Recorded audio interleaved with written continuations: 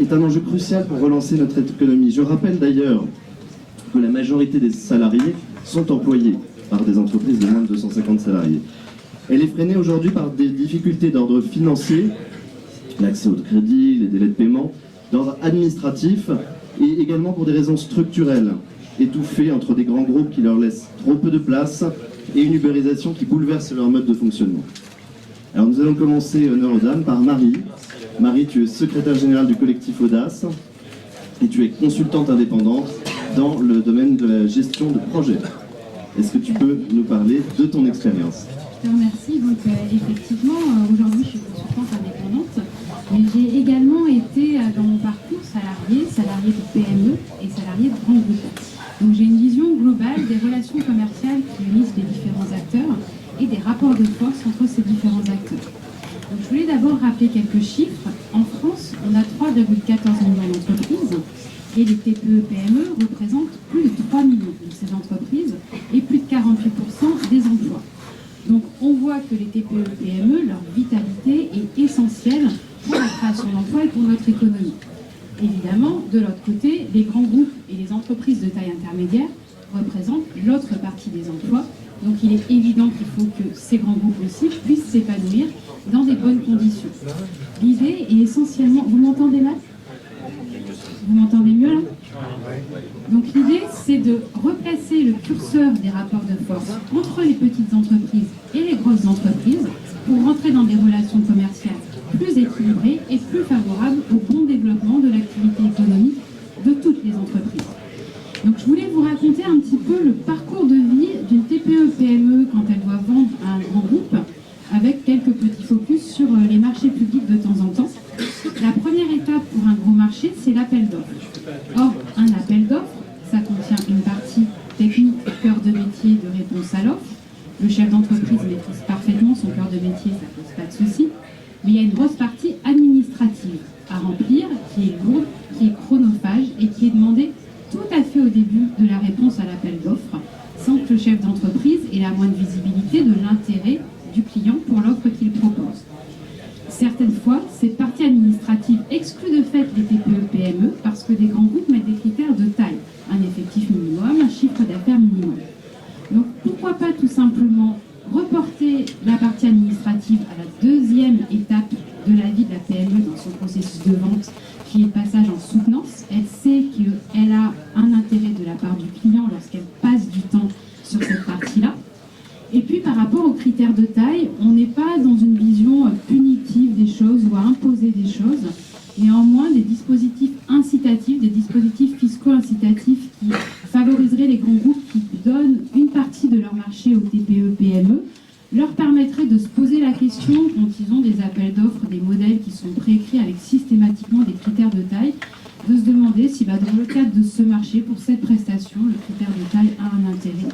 Et s'il n'a pas d'intérêt, les amener à l'enlever et ouvrir plus de marchés à nos TPE-PME.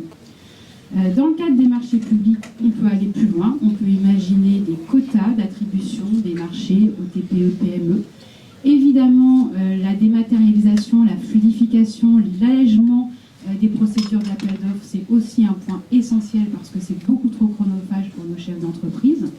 Et puis, il y a des solutions simples. Il y a une clause qui est surnommée la clause Molière, qui demande à ce que tout ouvrier présent sur un chantier du bâtiment parle français. Donc non seulement on facilite l'accès aux entreprises françaises, mais en plus aux entreprises françaises qui n'emploient pas de travailleurs détachés.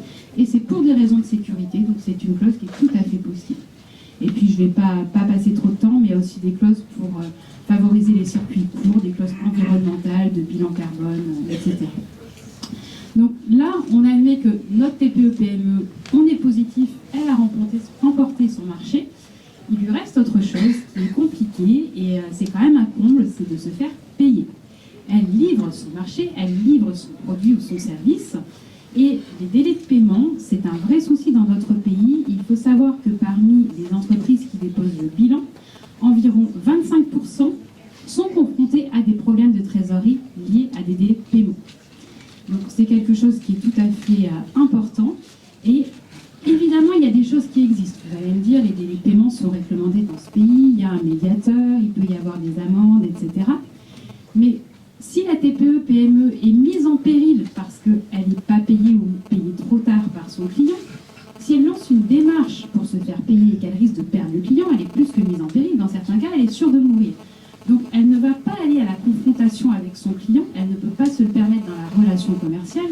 Et puis, de toute façon, c'est quand même pas à la petite entreprise de faire respecter la loi, c'est bien à l'État. Donc, il y a des contrôles qui existent déjà, il y a des contrôles URSSAF, etc. Il faut intégrer un contrôle des délais de paiement, que les TPE-PME soient vraiment payés dans des délais raisonnables et dans des délais contractuels auxquels les grands groupes sont engagés. Et le dernier point, si je ne suis pas trop longue, sur lequel je voulais intervenir, c'est que quand une entreprise a des problèmes de trésorerie, c'est à la banque de financer. Et là encore, on a un problème vis-à-vis des banques, même quand les demandes de financement ne sont pas très importantes. 88% des demandes de découvert sont inférieures à 15 000 €. Et pourtant, il y en a quasiment 1 sur 2 qui est refusée. Quand elle est acceptée, cette demande de découvert, les taux d'intérêt sont très importants, en général plus de 10%. Quand vous cumulez taux d'intérêt, pénalités, commission de dépassement, etc., vous pouvez atteindre jusqu'à 22% de frais. Donc ça aussi, c'est prohibitif pour le chef d'entreprise. Et nous, on est dans une démarche où il faut que la banque, elle, finance les entreprises.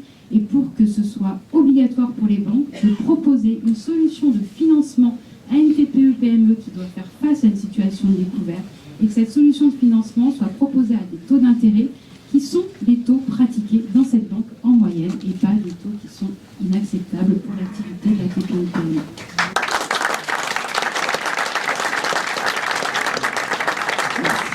Merci Marie. Donc permettre un meilleur accès aux appels d'offres, en particulier publics, accentuer le contrôle sur le sujet des délais de paiement qui est essentiel pour les entreprises et forcer les banques à jouer leur rôle de soutien au tissu économique. Merci pour ces pistes. Yves de Bélanger, donc tu es vice-président d'Audace, consultant indépendant dans le secteur informatique et tu souhaitais nous parler d'un sujet épineux, le régime social des indépendants, le RSI. Merci François. Ça le bruit. Effectivement, je suis donc vice-président du collectif Audace. Je suis consultant indépendant depuis 5 années.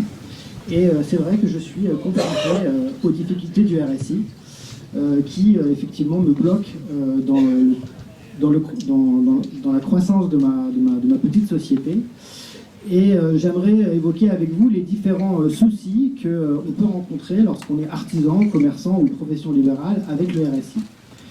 Donc tout d'abord, il y a un problème de lisibilité et de compréhension des cotisations. Alors il y a 2 raisons principales à cela, c'est que tout d'abord, le barème des cotisations, le maquis des cotisations est nombreux, complexe.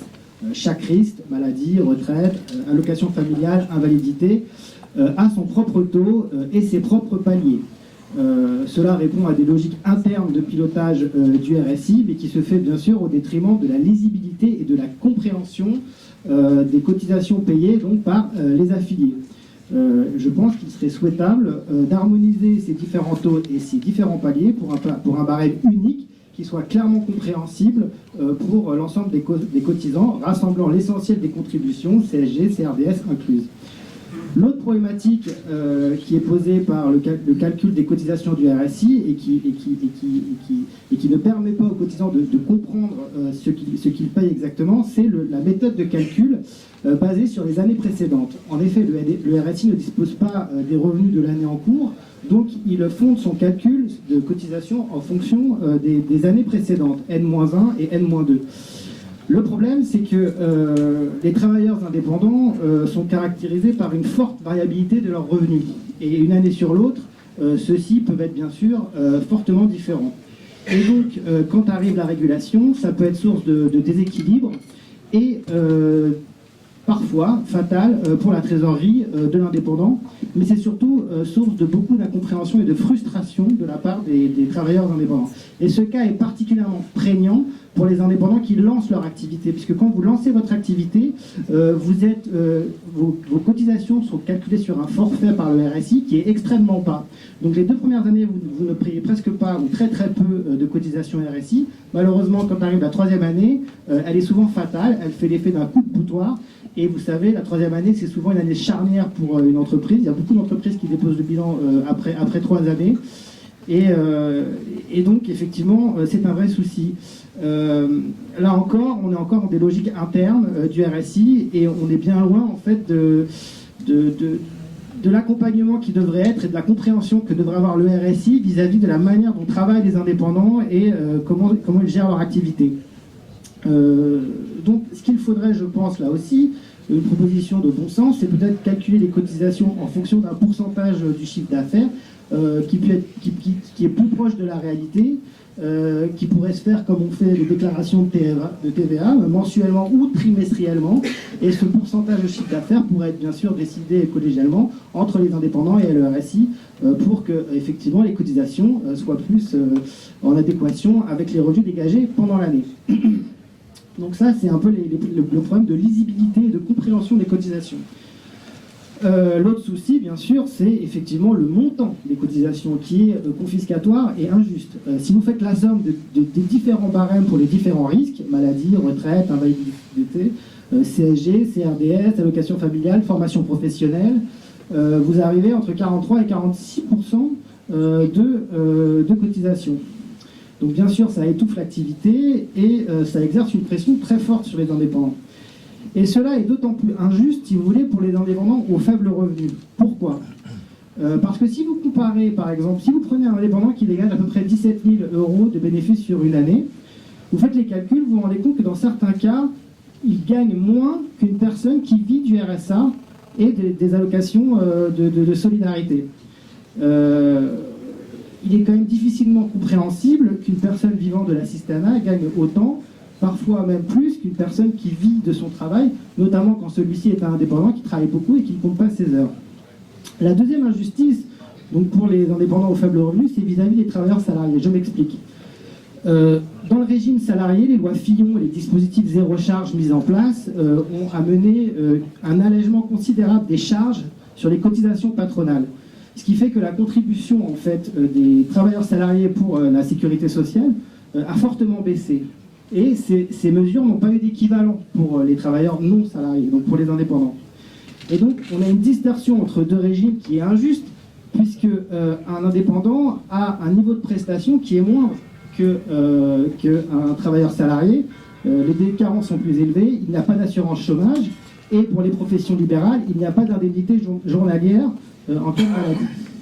Et la troisième injustice, c'est entre indépendants, bien sûr, puisque si vous n'avez pas d'abattement et de dégressivité dans le montant des cotisations en fonction de votre niveau de rémunération, forcément, une personne qui gagne moins est lésée par rapport à une personne qui gagne beaucoup. Donc là aussi, je pense que la proposition qui pourrait être intéressante, sur laquelle on pourrait réfléchir et que le collectif Audace propose, ce serait peut-être un abattement de 50% sur les revenus, entre 1 et 1,6 fois le SMIC, donc 28 500 €, qui permettrait finalement de répondre à ces trois injustices que je viens de lister. Et pour la financer, on pourrait réfléchir à un rétablissement de la C3S, qui, je le rappelle, a été supprimée par le gouvernement Valls à la demande du MEDEF, C3S qui permettait quand même une solidarité entre les grands groupes et les indépendants. Voilà. Donc là, je vous ai un peu fait le panorama du RSI en vitesse de croisière, en fonctionnement normal, si je puis dire. Mais le problème, s'il n'y avait encore que ça, à la limite, on pourrait s'en contenter. Mais le problème, c'est que le RSI, depuis sa création en 2008, connaît toute une série de très très graves dysfonctionnements qui ont rendu la vie des indépendants impossible. Alors la crise du RSI a commencé dès 2008, dès le début. À partir de 2008, ça a été un fiasco effectivement un fiasco pour les affiliés, une mise en œuvre chaotique qui a eu des répercussions très graves sur pour pouvoir prendre sa retraite, sur les calculs des cotisations, envoi d'huissier sur des cotisations erronées, bref, très difficile. Voilà, et malheureusement je dois en rester là, mais le sujet est large et le sujet est très large. J'invite à lire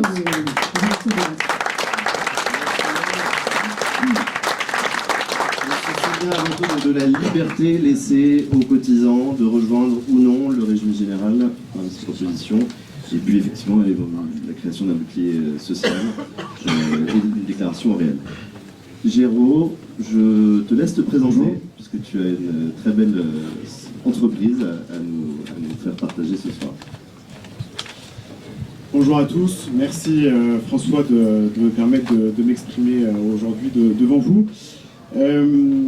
Alors, j'ai un parcours somme toute classique, puisque j'ai 31 ans, j'ai commencé à travailler dans un fonds d'investissement il y a 8 ans de cela, un fonds qui faisait du retournement dans l'industrie particulièrement. Après 2 années et demie passées dans ce fonds d'investissement, j'ai eu le besoin de prendre une dimension un petit peu plus opérationnelle. Et j'ai donc pris à ce moment-là la direction d'une des participations de ce fonds pour finalement la racheter. Depuis, j'ai eu la chance de reprendre, toujours en retournement, plusieurs entreprises, et je dirige aujourd'hui un petit groupe industriel dans les élastomères et les composites qui fait une quinzaine de millions de chiffres d'affaires et qui emploie une centaine de personnes. Tout d'abord, si vous le voulez bien, j'aimerais qu'on puisse évoquer ce qui marche et les facteurs clés de succès comparativement à ce qui peut se faire à l'étranger. Tout d'abord, en France, on bénéficie d'infrastructures absolument sans égale en Europe, notamment au niveau des transports, au niveau de l'énergie et au niveau administratif. Au niveau de l'énergie, si on s'arrête un petit peu sur ce sujet, l'industriel que je suis bénéficie d'un coût de l'électricité grâce au nucléaire 30% inférieur à celui d'une entreprise allemande.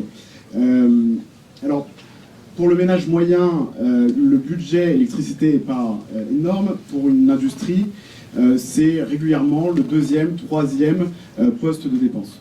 C'est donc un atout majeur. Au niveau de l'administration aussi, on a en France une administration que je considère comme tout à fait haut de gamme, que ce soit au niveau des directions du travail, au niveau de l'administration fiscale aussi. Alors même si parfois c'est pesant, on a une collecte de l'impôt qui est plutôt efficace et ce qui tend à aider au bon déroulement de la société française. Au niveau du coût du travail, on nous répète régulièrement qu'il y a un vrai problème de compétitivité. Je voudrais vous partager un chiffre. Dans l'industrie, le coût horaire manufacturier en France est de 38,5 euros. En Allemagne, ce même coût horaire est de 40 euros. Pourtant, on se rend compte que la balance commerciale allemande n'est pas forcément la balance commerciale française. C'est donc que le problème est à chercher ailleurs. Je me permettrai de citer Sénèque dans ces temps assez marins avec le Vendée Globe et l'escale qui n'est pas très loin d'ici. Il n'est point de vent favorable pour celui qui ne sait où il va, nous disait Sénèque. L'entreprise a besoin de 2 choses. Elle a besoin de cash, je crois qu'on en a parlé précédemment, mais elle a aussi besoin d'une stratégie. Aujourd'hui, l'industrie française est à mon sens un navire en perdition. C'est-à-dire qu'il n'y a plus de stratégie globale, il y a des entreprises plus ou moins bien dirigées, des chefs d'entreprise qui font ce qu'ils peuvent, dans un environnement archi-concurrentiel, quasi déloyal d'ailleurs, mais sans direction.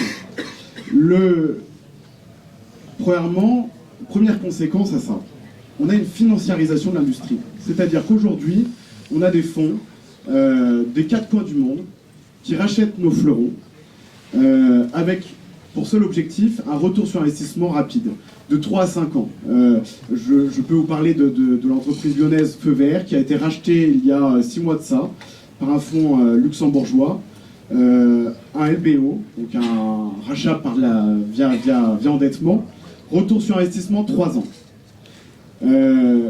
Ça veut dire que pendant 3 ans, les hommes et les femmes de l'entreprise vont devoir rembourser cette dette. Bon, pendant que les hommes et les femmes de l'entreprise travaillent à rembourser la dette, ils ne travaillent pas à construire le futur de l'entreprise. Je peux vous parler d'une autre société française qui s'appelle Renault Trucks, filiale de Volvo. Volvo lui-même racheté par un fonds de pension canadien.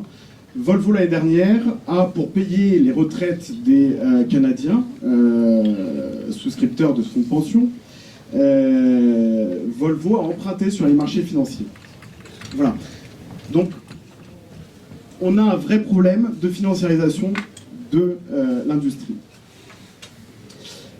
Pourquoi on a ce problème-là? Parce que, comme je vous le disais, on n'a plus de stratégie.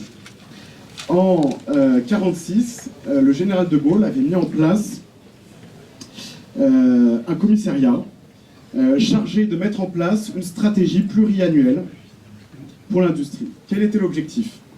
On mise sur nos compétences, on fait émerger de grands champions, et ces grands champions vont pouvoir mettre à profit leurs débouchés sur les marchés internationaux pour faire vivre tout un tissu de PME autour d'eux.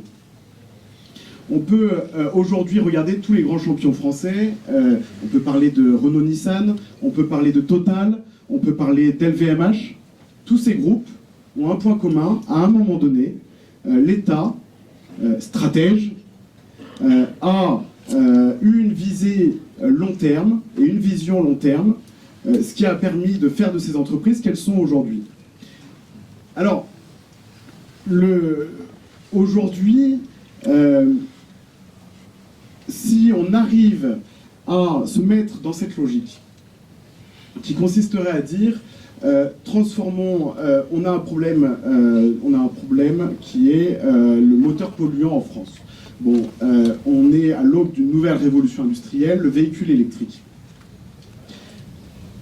L'État devrait à ce moment-là décréter que prioritairement il concentre les moyens dégagés par les entreprises, c'est-à-dire l'impôt, pour faire progresser ce domaine et en faire un domaine locomotive qui entraînerait tout un pan de l'industrie française. Aujourd'hui, moi, chef d'entreprise, quand je paye des impôts, eh ben, une partie de ces impôts vont financer les entreprises des pays de l'Est pour qu'elles puissent acheter des machines-outils en Allemagne. Excusez-moi, mais je ne vois pas pourquoi mon impôt servirait à favoriser mon concurrent de l'Europe de l'Est qui n'a ni contrainte sociale ni contrainte environnementale. Je voudrais terminer quand même sur une touche d'optimisme. Si on considère que l'État reprend sa place en redevenant un État stratège, on peut considérer qu'en 5 ans, l'industrie française pourrait de nouveau faire preuve d'un certain leadership. Je voudrais vous donner un exemple assez concret. Dans les années 90, aux États-Unis, la guerre électronique était perdue. Et le monde entier, enfin en tout cas l'Occident, considérait que les États-Unis avaient perdu leur leadership à ce moment-là, puisque le Japon avait pris ce leadership sur l'électronique.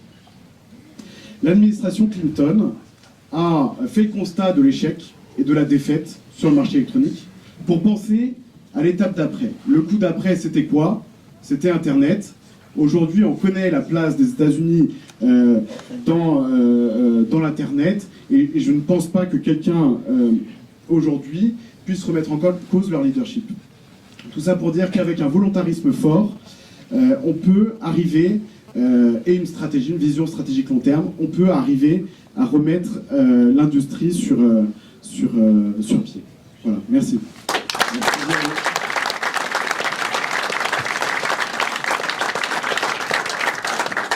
Merci Véro. Donc retrouver une vraie stratégie industrielle nationale, je pense que c'est un programme qui est défendu par Marine Le Pen, donc une très bonne nouvelle, et lutter contre la financiarisation. Alors, à mon tour à présent, donc vous le savez, je m'appelle François Devoyer, donc président du collectif Audace. Je dirige une société de transport de personnes à mobilité réduite, en B2B essentiellement. Et dans mon secteur d'activité, moi je suis confronté à une nouvelle menace qui demain, je vous l'annonce, vous touchera tous, c'est l'uberisation. Alors qu'est-ce que l'uberisation? C'est une dérive de l'économie collaborative. Que les choses soient très claires, les citoyens peuvent se réjouir de l'innovation que représente l'économie collaborative. Le succès des plateformes de mise en relation est une des très belles conséquences de la révolution Internet, et c'est un des secteurs d'ailleurs où nos compatriotes sont les plus performants. Ce sont des leviers de développement très importants aujourd'hui, c'est-à-dire qui demanderaient parfois plus d'investissement et de soutien public. Cependant, il est essentiel de lutter contre la caricature de cette économie collaborative Et cette caricature, elle est un peu personnifiée par Uber. Alors Uber, vous connaissez le principe, donc on crée une plateforme numérique, elle prend une commission plus ou moins importante pour mettre en relation des clients et des fournisseurs indépendants. En théorie, rien à redire. Tout le monde est satisfait, le client est heureux de payer moins cher, sauf quand la société concernée manque d'éthique. Et alors on débouche sur un capitalisme sans capital, c'est-à-dire sans même de prise de risque, avec un salariat réservé à un tout petit groupe de privilégiés qui canalise tous les profits, échappe à la fiscalité et surtout s'assoit sur la protection sociale. Et là, ça devient extrêmement grave. Uber, ce sont des chauffeurs jetables. Je prends l'exemple d'Uber, mais ça fonctionne dans tous les domaines de l'économie collaborative qui nous touchera tous demain. Aux États-Unis, il faut savoir que la médecine, aujourd'hui, est uberisée. Tous les domaines de la société, le domaine juridique, les avocats, ça peut concerner demain toutes les strates de la société. Uber, ce sont donc des chauffeurs jetables et un montage fiscal passant par les Pays-Bas pour aller jusqu'au Delaware, donc pas 1 euro ou presque versé en France, et un jeu perpétuel du chat et de la souris au sujet de nos règles, à nous, entre Uber, on l'a vu avec Uber Pop, entre l'État, le gouvernement qui se montre minable, et donc Uber qui profite de sa forte réactivité pour toujours outrepasser le droit. Alors il faut dire que la première législation sur le sujet, c'était Tomate et Venou. Alors vous vous souvenez, c'est notre ami phobique, celui qui avait très peur de l'administration. Alors, sa loi, effectivement, était à la hauteur de sa capacité à gérer ses dossiers et ses impôts. D'après une étude de février 2016, c'est uniquement dans le secteur du transport de personnes déjà 1 milliard d'euros qui échappent au fisc chaque année. C'est colossal, en prenant tout en compte, c'est-à-dire la TVA et l'ensemble du salaire non déclaré. Alors imaginez si vous ajoutez l'hôtellerie, le service à la personne et tous les autres secteurs qui seront bientôt touchés, ça devient colossal. Comment lutter?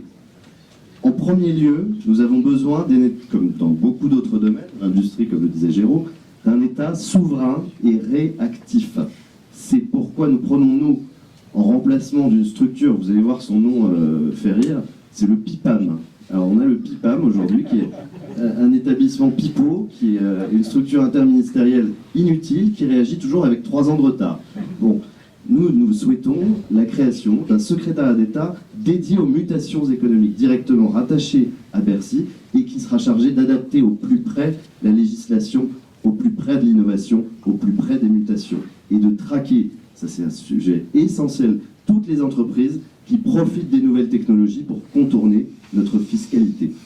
On ne peut pas laisser perdurer une situation injuste pour les contribuables et déloyale pour nos entreprises. Par ailleurs, vous avez suivi ces grèves de VTC furieux d'être payés, mais vraiment misérablement. Je recommande vivement l'application, comme dans beaucoup d'autres secteurs, d'un tarif minimum. Les taxis ont ce tarif minimum. Il y a un prix minimum de la course. Les VTC l'ont, mais l'ennui, c'est que les plateformes profitent du fait que ce tarif est calculé en prenant en compte la commission. Donc il faut le recalculer hors commission, puisque toutes ces plateformes prennent entre 20 et 25%. Ça marche encore une fois dans le secteur du transport, mais dans tous les autres secteurs de l'économie collaborative. Helping pour le ménage, Airbnb pour l'hôtellerie. Bref, c'est une réforme simple, attendue par tous les acteurs du secteur. On ne peut pas accepter aujourd'hui, si vous voulez, que des types bossent plus de 10 heures par jour pour récolter à peine un SMIC. Et c'est le cas, c'est ce qui se passe à l'heure actuelle. D'abord, les uberisés y gagneraient, bien sûr, mais cela pousserait aussi, double avantage, les plateformes elles-mêmes à modérer leurs commissions, puisque le tarif minimum serait calculé hors commission. Donc il faut réglementer, ce n'est pas un gros mot. Quand les acteurs ne jouent pas le jeu, eh bien justement, ça pénalise ceux qui le jouent. Donc il faut, dans ces cas-là, de la réglementation. Et il y a des cas de gens qui jouent le jeu, mettons-les en valeur. On a le chauffeur privé au Marcel, en France, dans ce secteur, qui sont des entreprises françaises qui payent leurs impôts en France et qui pratiquent une commission raisonnable. Alors tout ça, bien sûr, peut se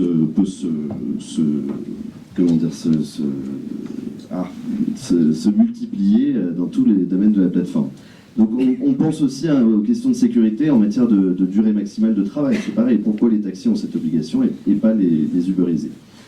Ça, c'est le premier sujet sur l'uberisation. Le deuxième, vous allez voir, c'est simple, je serai court, c'est une volonté de simplification administrative. Moi, je me charge de la comptabilité de ma boîte et je vous assure que c'est usant d'avoir à jongler dans le calendrier entre une multitude d'acteurs. L'OPCA, la taxe d'apprentissage, les impôts, enfin, impôts.gouv, URSSAF, Médéric. C'est très fatigant, cela mange énormément d'énergie que l'entrepreneur devrait consacrer au développement de son activité, particulièrement dans les premiers temps. C'est pourquoi nous prônons, au moins pour les TPE, PME, et c'est réalisable quand on voit la qualité, par exemple, du site impôts.gouv. Je ne suis pas ironique, c'est un site excellent. Nous pouvons le faire, donc nous devons créer un guichet unique pour toutes les démarches de ces entreprises, au moins pour commencer pour les TPE, PME. Cette complexité administrative et le manque de coordination entre les organismes, c'est une perte de temps considérable et donc une perte d'argent et donc une perte de revenus fiscaux. Donc, on devrait créer un passeport numérique et ce guichet devra constituer un trait d'union, et ce qui favorisera d'ailleurs une meilleure entente entre les administrations et les entreprises. Ce guichet unique sera le trait d'union entre l'entreprise et l'ensemble des administrations. Voilà. Nous aurions de nombreux autres sujets à aborder, comme vous l'imaginez, la répartition des cotisations, la représentativité syndicale, la multiplication des incubateurs en université, qu'on prône aussi, mais notre temps est compté, donc je vais à présent laisser la parole à Thierry pour notre prochaine table ronde, qui est consacrée donc à la production et à l'innovation en France. Merci.